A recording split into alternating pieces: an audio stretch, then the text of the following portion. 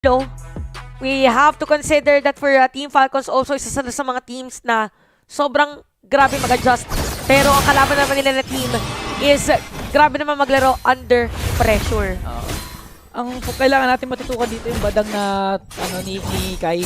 Kasi kinakailangan talaga niya ng proper brush control dito eh. Kung hindi, pag naging comfortable si Ogwen sa mga pag-stay niya sa mga brush, sa mga pagiging patient niya para makasetup, madadalian yung Team Falcon sa larong ito. Oo, ano dito, pagalingan humawak ng pwesto. Kasi diba nakita natin kanina, yun din yung naging difference for kina Brusco. Diba grabe sila maglaro sa Riverside. And napaka-crucial talaga kung paano unang magle-level 4 yung mga teams natin prior the turtle objective. So makikita natin, parang nasa ibang posisyon muna dito si Kyle TZ. Grabe naman si Kyle TZ, sobrang agresibo kaagad. Literal na isang hit na lang dito si Deficit bago mabigyan sana ni Kyle TZ. Pero similar to what King Kong has been doing with the Suyo, parang ganun din yung nagiging takbo ni Kyle TZ. Hindi lang siya napapakalis sarili ng jungle. Maski mid lane, maski XP, dadalawan niya eventually para makapag-level 15 kaagad. O, kailangan mo kasi talagang maunahan yung kalaban mo. Pero ibig sabihin din ito kay Albert, pwedeng mauna naman siya. Ikot lang siya sa may middle lane. I mean, alam naman natin yung Hayabusa, ang taas ng chance na maka-solo kill. Oo. Diba? So, yun yung magiging edge naman ni Albert dito. Yan ang sinasabi natin! Kaya ang ganda ng badang pick, kaso ang problema, mabilis din pa rin naman ang kamay ni Kapitan View at counter-attack pa nga sila ng Team Falcons. Albert biglang nawala sa mapa. First blood drawn by Kyle TZ. Napakagandang deadly grasp. Akala natin poke lang ang gagawin dito ng Evo's Holy, pero yung pala maka-counter kill pa. Ginamit ang Glorious Pathway para lang talaga mabilis na makakasecure ng turtle dito ang Team Falcons. Ako po, ang dami kagad resource na gamit ang Evo's Holy para lamang makatakas. May sarili namang Glorious Pathway dito si Deficit, kaso puwasok si Ogwen with the Tyrant's Revenge. Naku po, nakaisa na naman si Kapitan Few. That's gonna be 2 members down for Evo's Holy. Grabe yung pressure na binibigay dito ng Team Falcons. Yung movement ng Evo's Holy, yung Glorious Pathway na ginawa dito ni Deficit is actually para mapalayo lang yung mga players ng Team Falcons. Pero sa amin ng Team Falcons dito, kaya pa naman na natin ituloy. Sakto nagpa-purple pa naman si Albert. Why not mag-go ulit tayo for another team fight? Grabe. Oh, ano lang yun, asar lang. Oh, inasar lang niya. Inasar lang. Sinabi lang ni Ogwen na, buti wala akong kasama, no? Panagkataon. May kalalagyan si Erlan dun sa may top lane and parang bumabalik na tayo sa usual na counters para sa mga heroes, no? Kasi there was a time na talagang sa malilikot na mga heroes, ang pang-counter mo is Kufra. Yan din ang ginamit kanina against Hadith din. Pero wait lang, si Albert ang target nila. Grabe si Flap. Hindi talaga. Na-force out na nga yung Wiki Shadow Kill, pero ang kapalit lang naman nun ay Glorious Pathway. Ogwen nag-charge na. Si Deficit na naman na mahanap. Sinamahan pa nga ng yakap. Tapos dash in. Coming in from Kyle para makapitas si Flap TZ. Nako, dahil dyan, medyo lumalaki na yung gold deficit. After napatay si Deficit. Hindi, kasi, alam mo, iba nangyayari ngayon. Parang ginagulat na. Grabe na ang ating gold deficit, guys. Grabe, si Deficit pa kasi nagpapalaki ng gold deficit. Pero teka lang, si Albert sumusubog dito pero nakapag-quad shadow out. Ayan na. Ayan, nakaready si Kyle. Pinagsusunok. Fist crack, tumama na. Pero nakatakas na naman si Ogwen tsaka si Kyle. Napakakulit. Talaga naman ang mga members ng Team Falcons. One more hit at makakaisa lang nga doon si Albert. But it's gonna take 5 members of Evo's Holy just to bring down the Ogwen. Kaya naman sobrang laking space na natitira para kay Super Marco at kay Kyle TZ para makapag-agaw ng jungle. Pero parang ano yata parang gusto nilang ituloy sa may top lane. Si Kai dito, totoo yung sinabi mo na kailangan bantayan kung paano siya gumamit ng badang. Kasi yung successful kill kanina ng Evo's Holy is because of yung wall and suntok na rin niya. So I know yung another suntok na ibinibigay niya, pero Flap TZ, grabe yung zone na ipinapakita against Evo's Holy. Dinidikitan talaga dito si Reggie. Hindi niya inahayaang makapagpwesto na maganda itong si Reggie, pero ito nga si Flap the Glorious Pathway. Ogwen nag-charge na rin. Si Kai yata may target kaso nag-overshoot. May flicker pa nga dito si Kai, pero si Kyle TZ pa rin ang makakuha ng turtle. Hindi pa nga ata tapos yung clash style. Grabe! Yung nagiging gagalapan dito nila pag nangayon sa Aman Force para makapagsayaw etong si Erlan. Kaso ang problema, Flap TZ tutumba. Isunod mo na si Ogwen. A double kill coming in from Erlan. Isa lang pala. Isa lang pala. Pero ayun na, nakikita na natin yung damage naman. Dito na nga isang Lucas. So, naagaw ni Albert yung purple. Naagaw niya yung purple dito ni Kyle TZ. So, ito naman yung mga moments kung saan for Evo's Holy, ang nagiging strength naman nila is pag nagamit ng ibang resources, example is yung retribution ni Kyle TZ, pwede nang dumiretso doon sa jungle niya. Pwede ituloy-tuloy. So, pwede sabihin na halos pantay ang ating laban. Actually, in terms of tower push, lamang pa nga ang EVOS Holy dahil nakasira sila dun sa may top lane. Ang galing ni Albert parang tinrade na talaga niya yung Turtle kahit nandun pa sila sa Turtle Pit. Kasi alam niyang hindi niya ma-outret si Kyle TC. Yung Sever Retry combination ng Suyo, mahirap talaga i-outret yan. Kaya ang ginawa niya, sinave na lang niya para sa agaw ng purple buff. Oo nga, no? Parang ano na to, alam nila kung saang laban sila mananalo. Oo. So, yun na lang ang pinili nila. At dahil dyan, parang babawi yata yung Team Falcons dahil nalito sila purple buff ni Albert. So, okay, nakuha ni Kyle TC yung purple dog. Glorious Pathway nilapag na nga din para makatakas itong si Flap TC. So, successful invade pa rin naman para sa Team Falcons para magkaroon ng onting kalamangan. At ang kagandahan dito, halos hindi pa sumasama si Super Marco sa mga klase. Si Erlan nakita na natin sumama eh. Oo. So, the moment na sumama yun si Super Marco at magingay, baka maging game over na for EVOS Holy. Mahihirapan sila dito kasi wala talaga silang pang-hold. Not unless talaga ay siya muna yung una ma-burst dito na EVOS Holy. Ang ganda na pagpasok doon ni Kai, kaso nakatakas naman si Super Marco with a dash out. 3 members ng EVOS Holy nandito. Make it 4 pala. Flap TC. Nag-zone out lang ng members. Mini-make sure na makukuha pa rin ni Kyle TC yung kanyang purple buff. To be fair, ang ganda ng ng rotation ng EVOS Holy. Kasi alam nila kung paano din or kung sino na nakapwesto sa specific lanes. Nakita natin yung conceal sa may top lane earlier. Kaya napilitan din si Ogwe na parang medyo bitin yung pagpasok niya para lang malaman dito ng EVOS Holy na okay, meron kasama din si Supermarket. Kaya pwede pa sa pasukin. Okay, ginamit na yung yakap doon kay Kai pero kulang pa yung follow-up coming in from Team Falcons. Erlan naman, nilabas ang kanyang Zaman Force para mapalayo ang Team Falcons. Last turtle up for grabs. Habang si Super Marco nandun sa taas, tinatry makakuha ng Torre dahil nakaisa na pala yung EVOS Holy sa taas. Oo, yun yung strength dito ng Team Falcons. Biglang mag-split push ha. Ginamit yung Glorious Pathway habang ito na nga papasukin na nila. Okay, hindi pa kinakasa yung Spear of Destruction doon at makukuha nga ni Albert. Ang kahuli-huli ang turtle kasi parang hindi pa sila tapos doon sa baba. Napakasakit na nga ni Reggie. Sinumahan pa nga ni Albert kaso ang problema, tumumba din naman si Few sa kamay ni Erlan. Parang pinaka-call yata talaga dito ng Team Falcons is hayaan na lang muna si Super Marco sa may top lane kasi wala rin talagang efforts na gamitin yung Spear of Destruction. Pero for EVOS Holy naman, eto na yung Spear of Destruction. Sabi niya, I saw you, Erlan. Okay. Pero makakatakas. Pero ang kagandahan doon, napapop niya yung Purify ni Erlan. Oo nga no. So pag tinalunan niya ni Ogwen, tas nayakap, pwede mo ka-1 kagad dito yung Team Falcons. Kaso tama nga yung rotation ng EVOS Holy, sobrang ganda. Looking at the turret takedowns, halos sa pantay ba? Pantay lang naman. Pantay lang naman yung ginagawa nila dito. Pero ang difference kasi for EVOS Holy, hindi si Erlan yung nagsisplit push. Oo. Si Albert.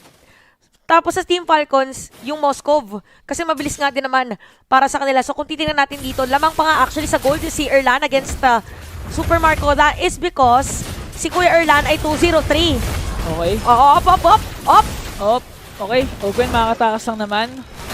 Isang dash out lang habang si Flap TC sinazone again si Kai tsaka si Reggie. EVOS Holy this time ang actually aggressive dahil sila nagtatry mag-invade habang the rest of the members nagtatry makakuha ng control dito sa mid lane. Okay, so parang hindi din talaga na agad lumalabas si Super Marco dun sa lane niya kasi kailangan nga naman nila malaman nasan ba dito si Albert kasi si Albert yung may full potential to solo kill marksman. Wait lang, ginamit na yung shadow kill. At nabigyan nga dun bigla si Ogwen kasi ang problema may 4 pang kasama. Etong si Albert, Super Marco, bulletproof, makakatakas nga ba? Nilapag yung Spear of Destruction, wala tatamaan. Out a number dito pero ang kagandahan walang wiki shadow kill kasi ang problema 4 na member hinawag Super Marco para patubahin ang bulletproof Marco. Napakaganda nun para sa side ng EVOS Holy pero parang magiging call yata ng Team Falcons is pupwesto muna dun sa may Lord para medyo madelay nila yung gustong gawin ng EVOS Holy. But again, for EVOS Holy parang alam nila at pinapredict nila kung saan manggagaling mga kalaban. So ito na sinisimulan yung Lord. For Kyle TC, Flap TC, and even Few, paano kaya nila ito pipigilan? Si Reggie ay napok na. Nandito na rin si Ogwen. Anytime pwede pumasok. Gagamitin yata yung Cyclone. Ay, hindi.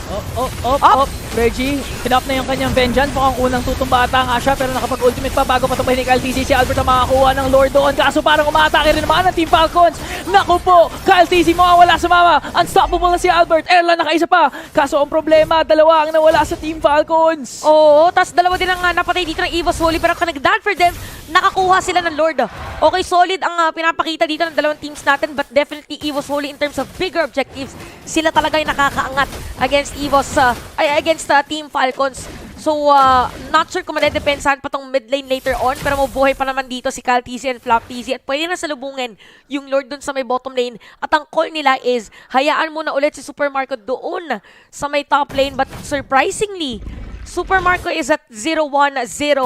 Parang kailangan niya na maging maingat dun sa mga split push kasi kagaya na nangyari kanina, naabangan siya ng mga players ng Evo's Holy. Actually, inalagaan pa nga ni Ogwen si Super Marco nung nag-split push siya. Sa sobrang taba lang talaga ni Albert. Wiggy Shadow kill lang. Napitas ni Albert si Ogwen.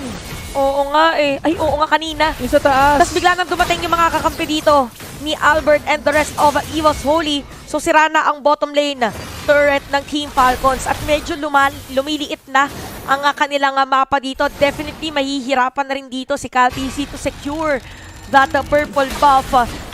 Kailangan nila ng layering of skills. Again, during the draft, ang sabi natin, strength ng Team Falcons is their skills. Pero ito na yung skills na sinasabi natin. Inunahan si Kai, nayakap na nga, pero ang problema, ma-overstun ba nila? They will do so successfully. Owen's gonna pick up a kill, kaso ang problema, Flap TC soak up yung damage.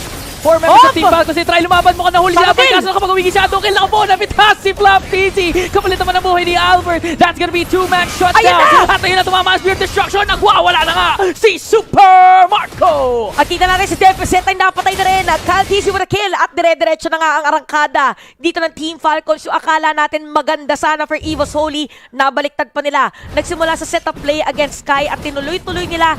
Even Super Marco, diretso niya yung Spear of Destruction or nag-dash in siya sa harap dito ng Erlan. We watch the replay. Watch the replay at sabay-sabay nating sabihin, nakakahinga na tayo ulit dahil nakakapagtulak na ang Team Falcons. Albert clutch din naman na after siya masta ni Ogwen. One more hit sa kanya, nakapag-uwigi shadow kill pa siya.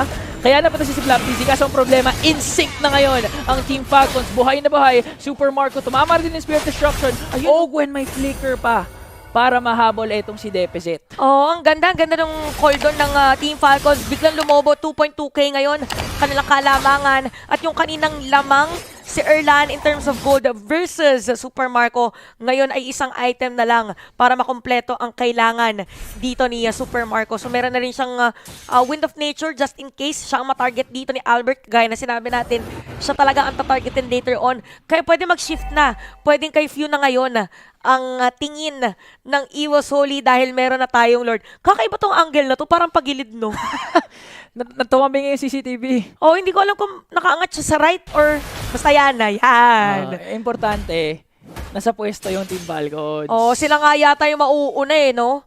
Pero ang kinaganda naman for Evo's Holy, nakiklear agad nila yung minion. So pang may lumabas doon sa may mid, pwede silang pumunta na agad. Pero parang delikado yata si Super Marco sa may bottom lane. Buti lang hindi siya nagpakita or else pupuntahan siya anytime. Oh, tumipi out siya. Alam niya, parang inaabangan nga niya talaga kung may kung may dadalaw eh. Ang ganda din ng disiplina ni Marco na hindi lang basta-basta mag-fit or hindi lang basta-basta mag-clear out. At ngayon, Evo's Holy may control doon sa mid-brush habang si Albert hinahawakan yung Lord. Ito na si Kai, pumasok! With a fist break, fist crack combination to bring down Few. That's one member down for Team Falcon. At pasagod na nga ngayon sila Reggie. Flap TC ginamit na nga yung Glorious Pathway. Si Albert gumagamit doon. Working on the Lord. Reggie, napapap yung kanyang Vexus para makalayo. Pero si Erlan nagwawala din naman ngayon. Flap TC soaking up the damage. Mabubuhay pa ba siya dito? May internal guard si Depe. Kaya tinahabol siya ngayon ni Kai. Super Marco nagtatrabaho dito sa baba kasi Erlan nagwawala na habang si Albert nakuha na nga yung Lord. That's one member down for Team Falcons. At nakahuli na naman ito si Kai. Ogwen is gonna fall down. Okay, dalawang napatay dito sa side ng Team Falcons. Nakakopa ng Lord ng Evo's Holy. Pero habang nangyari yung nakasira na naman na Torre si Super Marco. Pero parang hahabulin, sasalubungin ng mga players dito ng Evo's Holy. Makakatakas ba? Si Super Marco na tahimik lang nung nag-hit against Reggie. Reggie, one more hit. Kaso, na-combo ni Kai with the fist break once again. That's gonna be a shutdown onto Super Marco and Evo's Holy. Meron pa silang Lord nagmarcha doon sa taas. Grabe intense ang nangyari during that team fight. Ang ganda ng zone na ginawa ng Evo's Holy. Actually, pwede natin siguro makita sa highlights after ng game na to kung parang pinredict lang ba nila yung pag-dive nila doon sa sa bush. Sa may purple buff kung saan nahuli nila sa Few. And Lord is on the hands of Evo's Holy. Pwedeng diretsohin, pwede makasira anytime ng Torre doon sa side ng Team Falcons. Pero nakaready lang din naman ng Team Falcons para sa pagdepensa. Meron silang pang clear ng minion wave. They have the most scope, pero may nahuli yata sa may bottom lane. Oh, si Albert biglang nabigyan ni Ogwen tsaka ni Few. Tumbang agad ang gold jungler ng Evo's Holy. Pero butas na ang base ng Team Falcons. Pero dahil sa pick-off na ginawa ni Ogwen tsaka ni Few, wala nang masyadong mapupush yung Evo's Holy. Oo, wala na masyadong damage pa doon sa kanilang base. So, kapit muna ulit sa mga natitirang Torre ng Team Falcons. Pero kung titignan naman natin, pwede na lang gawin ulit yon. Again, nag-split push lang na rin naman si Super Marco. Item builds. So, naka-malefic gun dito si Super Marco. And full item na rin si Harith. So, crucial na to. Even few, nagbili na rin ng kanyang Winter Crown. Kailangan mabantayan ng EVOS Holy kung merong Winter Crown. Kasi minsan, di ba, pagkainitan ng laban, hindi mo na napapansin kung ano yung mga pindotable items. Oo, parang sobrang may Winter dami na Crown pala yun. Di ba?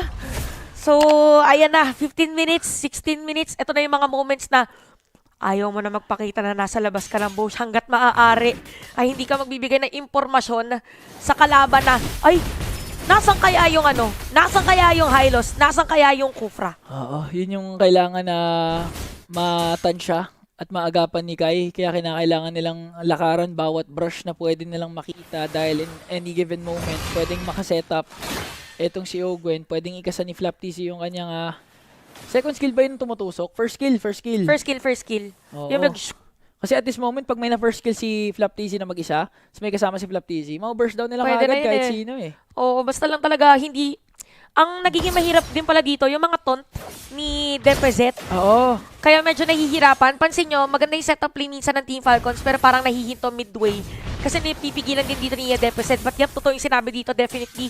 Ni Ingan, isang sundot lang for Flap TZ. Pwede na agad makago. Ayun na naman, di ba? Ang ganda ng Deadly Grass na ginawa dito ni Few! Okay, Few, ang ganda din naman! Napag-stop ng push doon na EVOS Holy. Ogwen, pumasok na natin dito. Flap TZ, ginamit na kayong Glorious Pathway. So, dalawang Glorious Pathway, wala na. Yung initiation sana na gustong hanapin ng EVOS Holy ay naagapan ng Team Falcons. So, pwedeng makahinga na malalim ang Team Falcons. Oo, pero yung Team Falcons, kailangan maging maingat dito ni Few tsaka ni Ogwen kasi parang nape-predict ng EVOS Holy ang bush na yan ni Ogwen na Oo. nandyan yung kalaban kasi dyan din kanina nag-conceal and nag-go yung EVOS Holy, but we have to commend yung Deadly Grass and even Eternal Guard ni Few kanina. So, Lord ay parang gagamitin lang, parang bait. Alam ng side ng Team Falcons na si Reggie ay paparating pa lang sa may mid dahil nagkaroon ng information from Super Marco, pero alam din na EVOS Holy na si Super Marco ay nandun sa may top lane. So magiging matagal pa yata ang ating Lord team fight, or probably baka hindi na nga lang muna sila mag-Lord kasi kailangan muna nila mag-clean ng mga minion wave. Oo, minion wave management muna. And for the side of EVOS Holy, alam mong gigil, pag ikaw si Kai, gigil ka makahanap ng combo sa proper target mo ngayon. Especially since may flicker kang available. Dahil pag kumonekta kahit sa isa lamang yung fist break, fist crack ni Kai, bursted down ka agad. Oo, Kahit nga eh. mismo si Flap TZ yung mahuli nila eh. Tsaka pansin mo, every time na nakakahuli si Kai, sumusugod talaga. Oo, in sync. O lahat ng mga players ng EVOS Holy. So tama nga yung sinabi mo, Ingan, bago mag-start yung ating laban para expect na natin na magiging mahaba. Yung game, ayun, 18 minutes na oh. Sabi sa'yo ramdam ko 18 minutes yan eh. Palo yung dalawa eh. Oo, mainit. Guys, kasi titignan nyo, parang hundreds lang yung kala mga pag-release sa goal. Wait lang, Flap TC, ginamit yung Glorious Pathway! Oh, hindi pa nga ginagamit yung kanyang combo kasi Erland ginamit ng mga Zaman Force. So ngayon, hop, wala pa rin full commit na ginagawa ang dalawang koponan. Testing the waters pa rin. Kaya may flicker pa. Hahanap siya ng pwede maging target. Pero EVOS Holy still standing their ground. Sila pa rin ang may hawak ng Lord Pit. Sobra naman talaga. Sobra na. Ang Lord Dance nung dalawang teams natin, guys. Parang wala talagang willing na magbigay ng opportunity. Kaso parang iba yata ang ihip ng hangin doon sa may top lane. Actually, hindi naman nag-go si Reggie din dito against Super Marco. Eto na ba? Is this true zone? Ito na ba ang totoong Lord? Nakukuha nila Team Falcons. Glorious Pathway again para kay Flap TC. Nandito din ang EVOS Holy. Kai Erland pumasok ng Ogan. May nayakap na nga ata doon. Albert pumasok na. Winigi Shadow Kill. Medyo low ang kanyang buhay. Kaso ang problema na wala si Flap TC. Sunod na si Ogan. Nakapag-flicker out pa. Winter Crown coming in from view. Kaso nabitas si Kyle TZ. Kahit may Winter Crown na siya. And it looks like it's gonna be a triple kill for Erland. And a Lord secured for Albert. At kita na natin na medyo matagal na rin bago mabuhay ang mga players. 42 seconds para kay Ogwen. 39 naman kay Kyle TC at hindi pa yata mapapa-away si Super Marco para dumepensa. Naku po, nahabol ni Reggie. Hindi na naman makaka-uwi si Super Marco for the defense. Ginamit ang kanyang Wind of Nature. Habang si Kapitan Few na lamang ang nagtitira para dumepensa. And EVOS Holy rides on their momentum.